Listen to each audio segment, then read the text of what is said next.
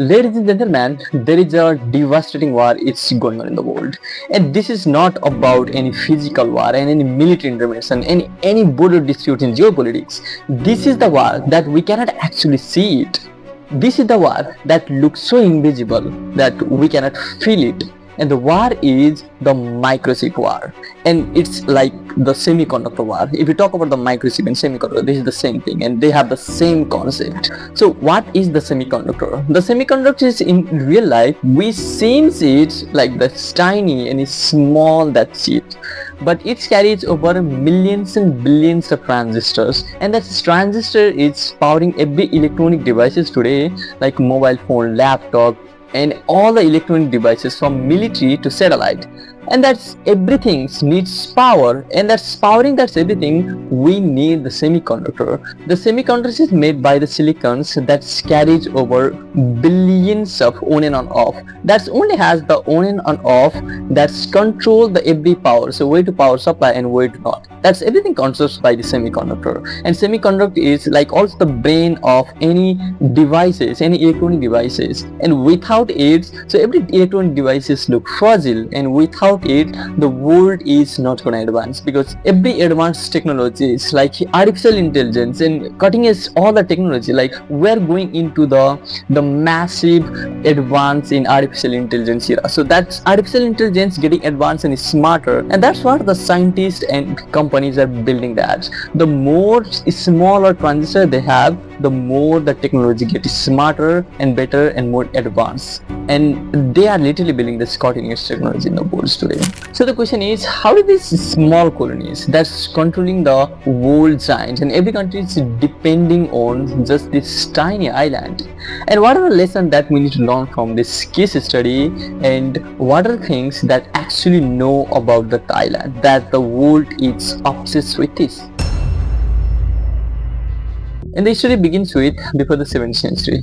During the 200 years, the Taiwan was controlled by the China, and China was also controlled by the King dynasty. For 200 years, they controlled the Taiwans, and after just controlling the 200 years the Taiwan, so the Japan started colonize them. And when Japan colonized for 50 years, from 1895 to 1945, during that time, the China has built the education system and healthcare systems and other infrastructure and many other railways things, and most of the things is improved by the Japan at that time. And when the World War II was ended in 1945, the Japan lost in World War II, and Japan had to give up this island to the same China, and the China has also regained this island again. And in the same time, the China was also undergoing its civilian war, China civilian war. And the China civilian war just started with its nationalists, because people needed their own autonomy and freedom, and they started protesting them.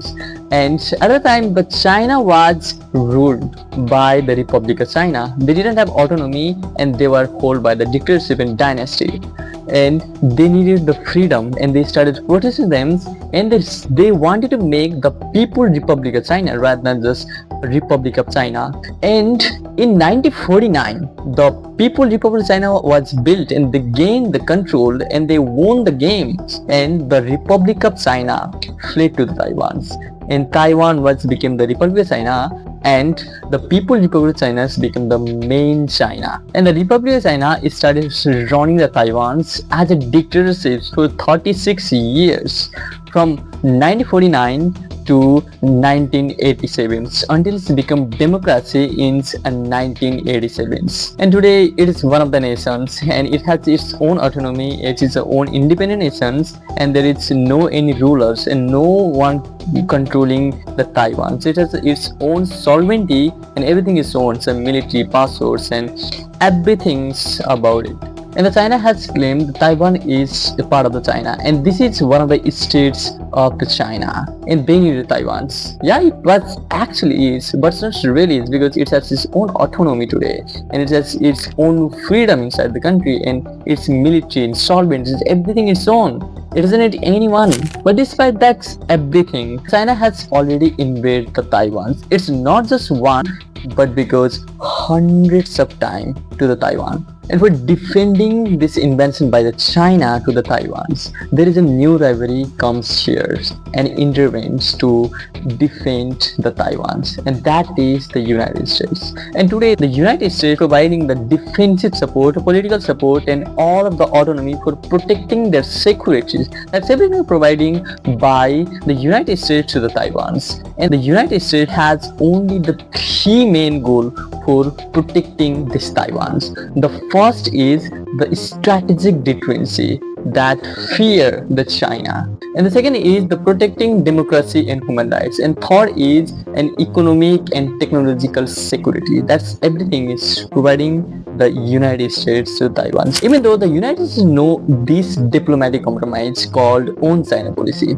In this own China policy, it is explicitly said that the Taiwan is part of the China, and the United States also acknowledged that the Taiwan is part of the China, but it's not actually endorsing, and it's supporting the way more support to the Taiwans. So Taiwan is like its type of ambiguity. On the other hand, the United States providing multiple supports and way more supports to the Taiwans to defend the Taiwans and building the deterrence over others. And that is the real deterrence of the United States and support of the United States. But on the other hand, the United States also believing and also acknowledging that the Taiwan is part of the China.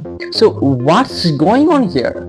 So what it is, like, I don't actually know about this. Like, it's kind of very strategic ambiguity that the United States is playing. So the $1,000,000 question is, why the United States providing the way more support to this tiny island Taiwan, and why the China is also claiming this tiny island, and why they're just disputing this each other. So that is so frustrating that this is so huge disputes over this tiny island. So what's going on? Let me guide you through everything. So it is obvious that the United States and China is claiming that's everything, that they needed Taiwan. They needed Taiwan. So everyone needs Taiwan because it's building the advanced semiconductor and advanced technologies and advanced brain of any technologies. And everyone loves that. And every country in the world need it to make their advanced technologies. But if you look at the deeper glance, you can see different. So if you see that the China and the United States, you can see they are types of enemy and rivalry. They hate each other. So they wanted something, and they have this only one leverage. This is Taiwan. So if the China get Taiwan's and China reunify the Taiwan's its own territory, so what happened? The China gets the world dominance in the AI advancements. So who controls AI? And whoever controls AI and whoever controls technology, that's control the world. This is the theory of today, right? So the same way, if the China control it, they gain the world dominance and gain the world hegemony. And that's why the same strategy is playing the United States. The United States don't want to be unified the Taiwan's into the China, and this doesn't want, because if the Taiwan is unified to China, the United States fall behind, and the United States want the world dominance still today. And that is what the main strategy game they are playing. So I'm so tired to explain that everything like the United States, China, and the semiconductor, Taiwan, that everything's this is obvious. We have already learned that. The Taiwan is controlling the world in terms of its semiconductor manufacturing company, and it's controlling the world by semiconductor and making the brain of every electronic devices. But we don't actually know who create that technology. So how the Taiwan's became in such a position that everyone need the Taiwan's and everyone love that, and how it's become create the better and more advanced technological brain hub of semiconductor, and how it's become possible. Let's understand everything. So today it's all the disputes that is happening, and the Taiwan has become so prominent that it comes from one main giant company, and that is called the TSMC. The TSMC is found in 1987 by this Maurice Chang.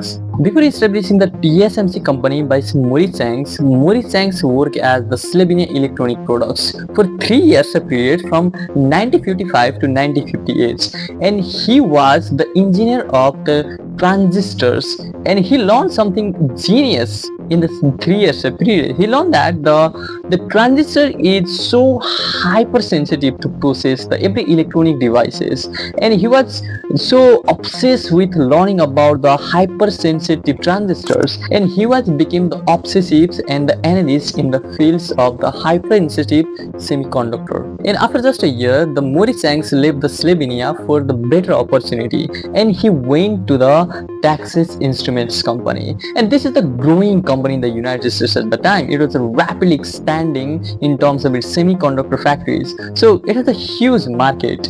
This is the prominent company at that time before. And he spent in this Texas Instruments company for 25 years as a vice president of the team, and he learned the predominantly two main lessons. First, he learned the mass production theory. In this mass production theory, when the company manufactures more chips, the worker improves, a machine improves, and also the cost decreases. And that is the main concept of the mass production theory. Predominantly in this mass production theory, the cost matters more than anything else. So if you produce 100 chips, that's gonna be expensive. But if you produce 1,000 chips, that's gonna less expensive. But simultaneously, if you produce 1 million chips, that is so cheaper that you can attract the customers with cheap price, and you can use your leverage with cheaper price. That's everyone can buy it and everyone will become trusted. But it doesn't matter like whether it's trust or not, but it's gonna become so cheaper. That is the real things. So he'll learn about, because low price capture the huge market, and these market create the huge audience. The many people comes with you and buy your products, and the lower price, you have a more lower price than any other your competitors. So the first times your profit decrease, but you are selling 10x more chips than your competitors, and you are selling more chips to your customers, and your customer is stays with you, and your customers comes again and again. It's became loyal with you, and that is the main strategy of the Maurice Sangs, and it was became one of the best model in the TSMC. But it looks simple, and today if you see the mass production theory, this is simple and it has everywhere in every manufacturing company. But in that time, the mass production theory wasn't widespread. It was so rare that he understood that's early life. In the second lesson, he learned that the manufacturing versus designing the chips. So normally every country, the majority of country do the both. It's also design and also manufacturing, but doing that everything, it needs huge fund and also the more expertise and specialized workers and multiple other things. That leads to huge ambiguity and delays and so many other things.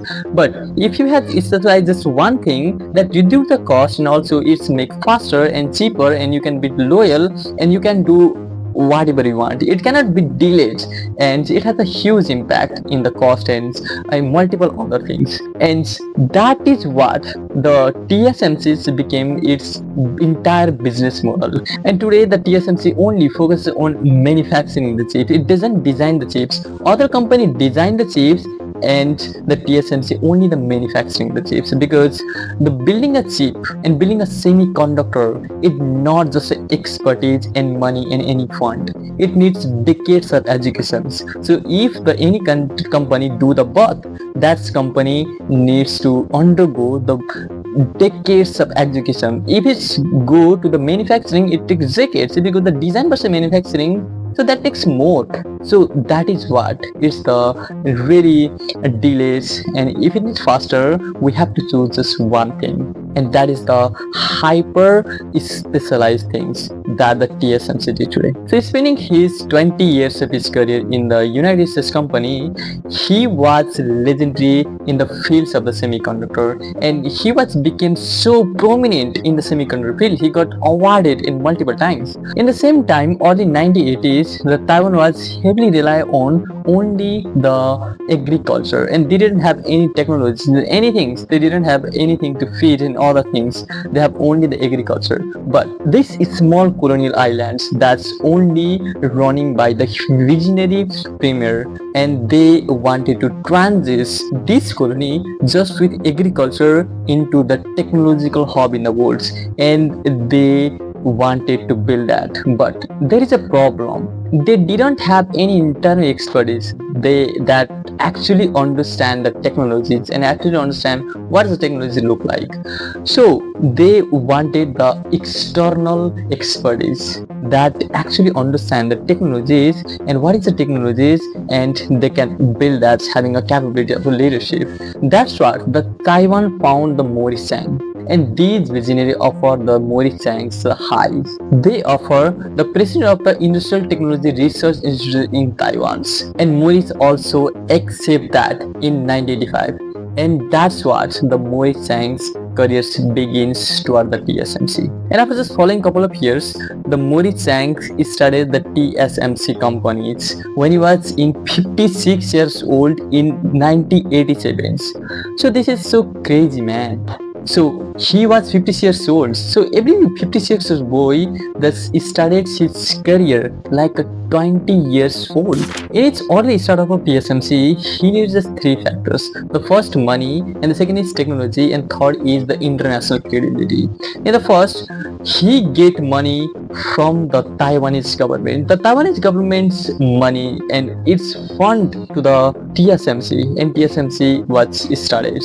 And the second is the technology. He didn't have technologies more, he also needed the foreign partners, and the Philips invest money into the TSMC. The Philips is one of the technological company at the times, and he also provided the initial technologies to the TSMC to produce the TSMC. And the TSMC builds the trust with these three factors. One is the government of Taiwan. So the governments of Taiwan provide the political stability and backup support to the Maurice Chang and TSMC. The second is the Maurice Chang, who is the visionary, who knows the technology and who knows the every hypersensitive the semiconductor. So he knows, and he was the visionary and leadership handle and the management of the technologies and management of the teams. And the third is the Philips, who is the foreign partner. It's built the international credibility and invest in the foreign, and it has the international foreign partners that actually people trust it. And that's all the combination leads the TSMC starts successfully. And when it starts, its main focus is just manufacturing, and its industry was the IDM, integrated device manufacturing.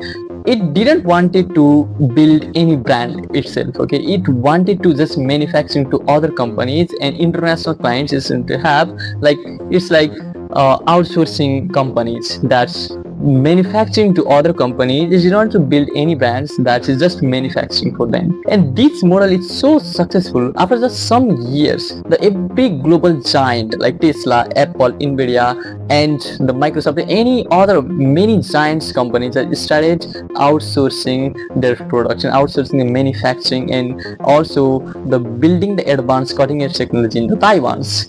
And that leads the huge advantage and huge credibility to the Taiwan's and this TSMC companies. And today the TSMC collaborates with 500 plus customers and 12,000 of different products for them. So you can see these are the main giant companies that have a fabulous company. They don't manufacturing itself, they just outsource its product to the TSMC and the Taiwanese companies. And these are only the fabulous, even the giant companies are fabulous, and they don't want the ambiguity, and that is what the TSMC is stand for today's market. And TSMC is not only the company of the Taiwan's, that's a major company. Yeah, it is a major company, but there are many companies that working at the same as the TSMC, and they are also contributing the more huge amounts of market to the Taiwan, and Taiwan is becoming a prominent and interdependent on the world, and world is dependent in the Taiwan. So the main question is, why we are depending on this TSMC and this tiny island Taiwan?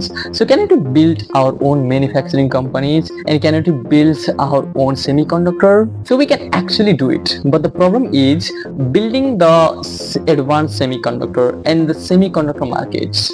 So it is not the dime a dozen, it is not the easy So it needs decades of aggregation, more fund, and billions of dollars you have to invest in. It takes huge amounts of time and money and multiple other things, and it's expertise and resources. So people knows how to execute it. So if someone started it, it takes decades, because when the TSMC started, it needed more funds, it needed more specialized workers, it needed more execution. So people cannot understand it easily, and even if they do that, they would have the rivalry. The TSMC already done that, and they cannot compete with the TSMC because TSMC is already ahead of us and ahead of them. That TSMC became the giant. TSMC becomes the one of the best than any other things. But despite of every these facts, there are many other companies in China and the United States. Many other companies are trying to building the semiconductors, and they're also trying to build it inside their own country. And that's why every electronic devices, every company, every giant nations that are just depending on these tiny islands, and they are just seeking that opportunity. But if you see the real data, you can see this value of the Taiwan. So Taiwan has only between the 500 to 800 GDP of its own market, but it has the stock markets over 5 trillion. Stock market is more than its own GDP combined, and that is the Taiwan main huge leverage of the semiconductor market and its technological advancement and the manufacturing the sectors of semiconductor and the advancements of technology. In the 20th century, oil looks everything, it's powered everything, but in the 21st century, the future is not about just border disputes and oil disputes and any other crisis. It's about whoever control advanced technologies and advanced artificial intelligence that's control the whole world. And if you want to know that, make sure to subscribe. And if you find this video helpful and informative, just share this video as many people as you can. And give your insight in the comments. We will see in the next lesson. For the time, take care and bye bye.